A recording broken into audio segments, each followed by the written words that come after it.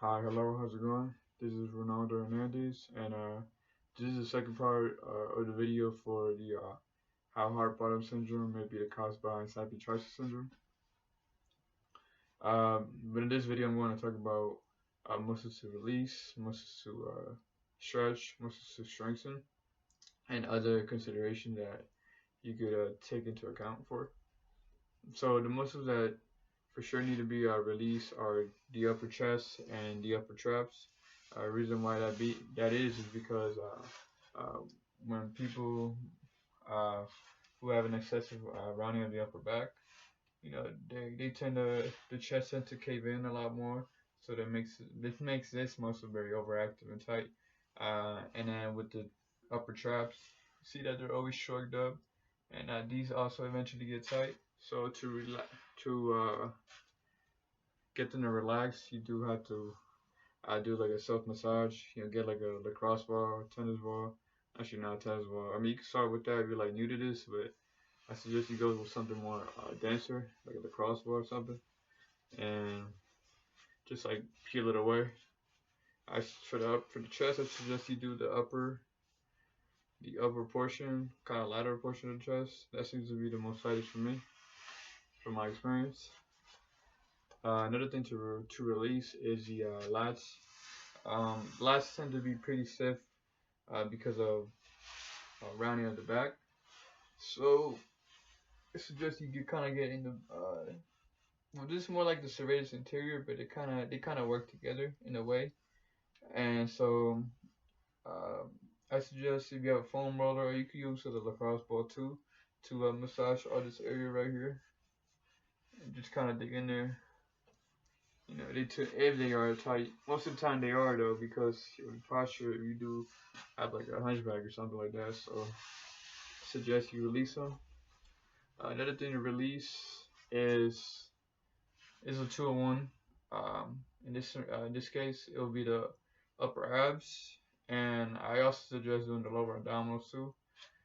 Reason why I do the upper abs is because I've seen again with the rounding of the upper back, this tends to be kind of overactive as well and very tight.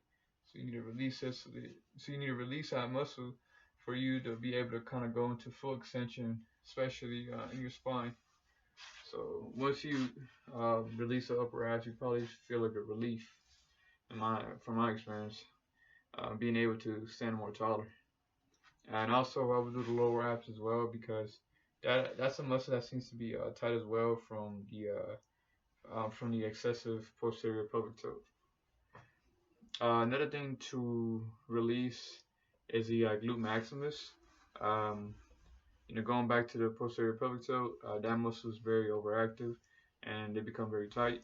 So kind of get a again get a lacrosse ball, some kind of sturdy ball. You could even do it on foam roller if you do have one, and just start peeling away. Um, but for the glute maximus, I should just you go with the lacrosse ball for sure because yeah, that muscle tends to be more kind of denser, bigger. So you need something as dense to get through it and kind of start getting more blood flow into the glute maximus. Another thing to release is the hip flexors. This one is it's it's an optional choice, but I used to release them a lot when I was currently in school. Right now I'm not in school right now, but at the time though, when I was, I would sit a lot because I'd be in class or I'd be studying, so I had to sit down, and my hip flexors would get tight, so I would always have to release them. I still release them to this day, just cause like, um, it's it's very good that the you have kind of like I won't say flexibility, but that those muscles aren't tight, your hip flexors aren't tight, because if they are tight, that will really make it very hard for you to activate your glutes. So you need to make sure that you do have control of those hip flexors, and because if you don't, that's really going to affect your performance with trying to work on your legs, especially your glutes. Another thing to release is the hamstrings. The hamstrings get real tight from the excessive posterior tilt, pelvic tilt. So releasing them will kind of help you like kind of get more blood flowing into there, release them, relax them, and this also goes into the calves. That was kind of optional too. Um, um, but I suggest you only release them if they are tight.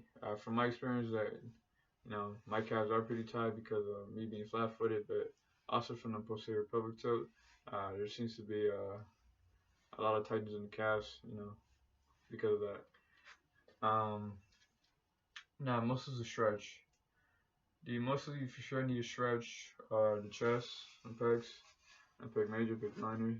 It's in the same area, so make sure you try to kind of open yourself up from there. Um, Next in stretch is the abdominals, the whole abdominals. Since you're standing like this all the time, you gotta kind of relieve. You kind of have to counteract that and let your body go into this full extension. Um, for that one, I very encourage you to at least get a foam roller, or you don't even need a foam roller, but maybe a Swiss ball, or actually you could probably be on the at the edges of the couch, where like the handles are or whatever. Kind of place your back on there. Be very careful though when you do that, and just kind of or you just do it standing up. Try to like be very cautious of where you are, and then try to just extend your abs. Stretch those out because those do get very tight. And there's also that I feel like me doing ever since I started stretching my abs out, I felt a better appearance of my posture. So yeah. Another thing to stretch is the glute maximus. Those do get very tight, so I suggest doing what I do is a pigeon stretch or the 90-90 stretch. Uh, Another thing you could do is um, actually no, never mind, forget it. I thought about it. Doesn't really work with this, but yeah, those two stretches are like the best to stretch your glutes out. For this type of scenario. Next to stretch is the hamstrings. You know, that's mainly that's what people recommend to stretch for this condition is the hamstrings, because those are like that's what's seen as very tight muscles from people who have a excessive posterior pelvic tilt. So doing something like kind of like spreading your feet apart, hinging at the hips, and then letting yourself kind of stretch the backside of the thigh. Now you probably feel some relief from that too, from doing that kind of stretch. Um, that's all I can think of for right now for stretching those muscles out. Now next portion, um, to strengthen muscles that you do need to strengthen. Oh wait, my fault. Before I forget, also stretch your lats. Those do get tight, so you do have to stretch those. Uh, so yeah. All right. Now next thing to do is the muscles that need to be strengthened are for sure your lats and glutes. That's number one. That should be priority for this kind of condition. For this case, those muscles are mostly atrophied, and your body's not able to stabilize itself and a certain type of movement. So you need to work on um, activating those muscles and getting them to grow because they are very important. Um, but aside from the lats and the glutes, I suggest you also strengthen the low back because people who have the excessive posterior pelvic tilt, they tend to flatten the low. Tend to have a flat lower back because of the rounding in the spine. So I suggest doing like those things were like Superman and stuff like that, and exercises where you're also training you're also training to maintain the curvature of your spine. So during all this kind of rehabilitation or training that you're going to do for this, I suggest always keep being aware of the curvature of your spine, especially the lower part of the lumbar region of the spine. Um, Reason why that is because it's very important that curvature is there in and mostly every movement that you're doing. You know, that's like the kind of like it's our spine has curvature. You know, there's like kind of like that slight curve on the upper back. It's like very subtle, but it's there, and then it kind of makes it like an S shape, and it's like that inner curvature of the lower part of the spine, the lumbar spine, in the bottom, and then kind of goes back into like a C shape at the bottom, where the sacrum area is. So it's very important that you train yourself and become aware that you have that curvature at all times. Another muscle to strengthen. Um, these are optional because I've been it's kind of like iffy training these during the time, but training the muscles of the smaller muscles of the back, like the rhomboids, um, teres minor, teres major, lower traps. Those muscles also aid in like um, not only from like a postural standpoint, but and like shoulder health.